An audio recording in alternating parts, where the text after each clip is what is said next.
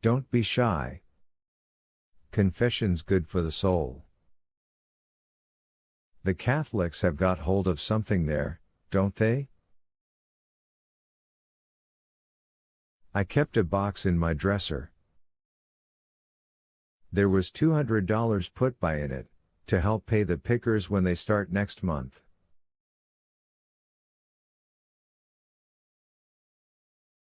And Mr. Cottery, Henry reminded.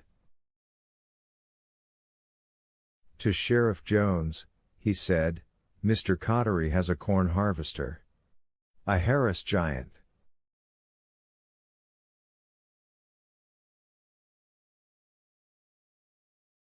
Almost new. It's a Pip. Yep, saw it in his dooryard. Big bastard, isn't it? Pardon my Polish. Money all gone out in that box, was it?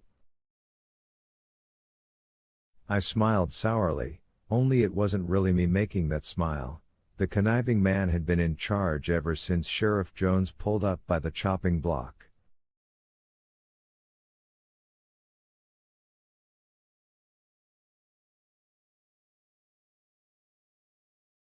She left 20. Very generous of her. But 20's all Harlan Cottery will ever take for the use of his harvester, so that's all right.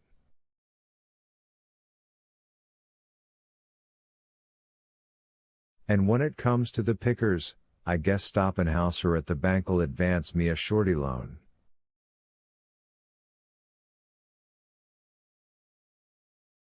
Unless he owes favors to the Farrington Company, that is. Either way, I've got my best farmhand right here. I tried to ruffle Henry's hair. He ducked away, embarrassed. Well, I've got a good budget of news to tell Mr. Lester, don't I? He won't like any of it, but if he's as smart as he thinks he is, I guess he'll know enough to expect her in his office, and sooner rather than later.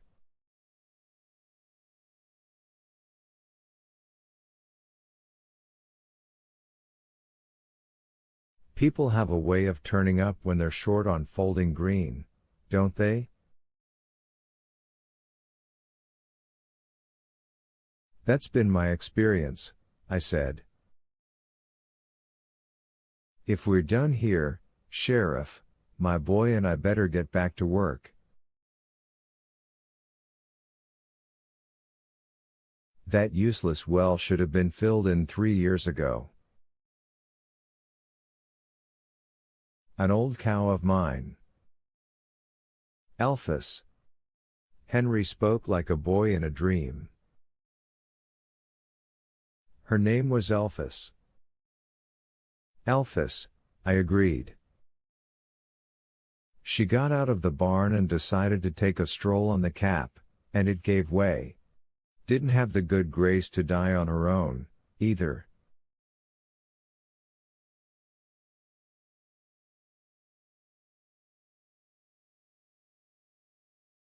I had to shoot her. Come around the back of the barn, I'll show you the wages of laziness with its damn feet sticking up.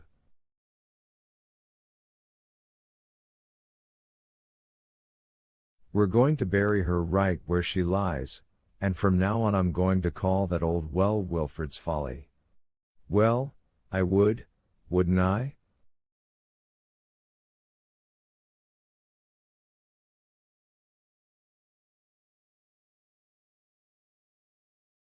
It'd be something to see. But I've got that bad-tempered old judge to contend with.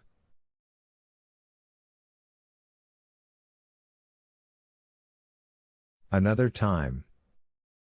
He hoisted himself into the car, grunting as he did so. Thank you for the lemonade, and for being so gracious.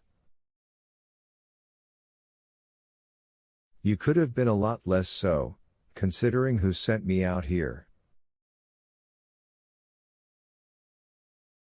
It's all right, I said. We all have our jobs. And our crosses to bear. His sharp eyes fastened on Henry again.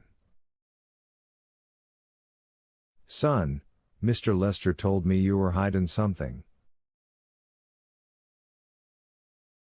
He was sure of it. And you were, weren't you? Yes, sir, Henry said in his colorless and somehow awful voice.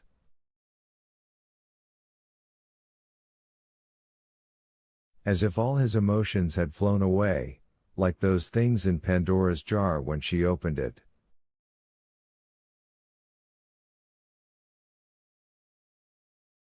But there was no Elphys for Henry and me, our Elphys was dead in the well.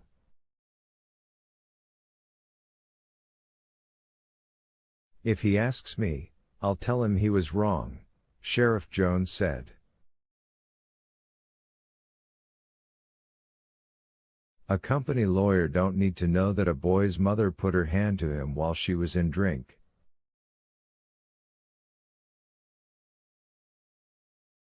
He groped under his seat, came up with a long S-shaped tool I knew well, and held it out to Henry.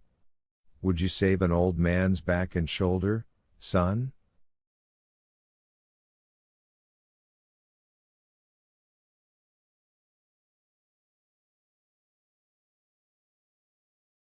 Yes, sir, happy to. Henry took the crank and went around to the front of the Maxwell. Mind your wrist, Jones hollered. She kicks like a bull. Then he turned to me. The inquisitive glitter had gone out of his eyes.